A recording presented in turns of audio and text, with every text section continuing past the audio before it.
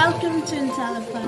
Today we are going to talk about a study that has come regarding the largest soaring bird, Andean condor.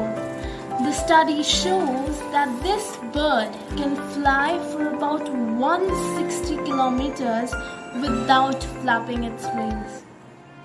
According to a study, the birds spent just 1% of their time afloat flapping their wings, mostly during takeoff.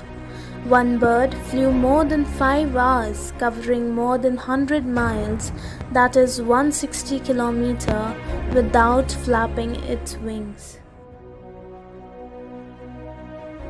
The Andean condor has a wingspan stretching to 10 feet and weighs up to 33 pounds, making it the heaviest soaring bird alive today. But the question arises that actually why does it do that? According to the biologists, the Andean condor's extreme skill at soaring is essential for its scavenger lifestyle, which requires hours a day of circling high mountains looking for a meal of carrion. This study was published in the National Academy of Sciences Journal on Monday, 13 July 2020. Now that is all for today. But thank you for watching Intellify.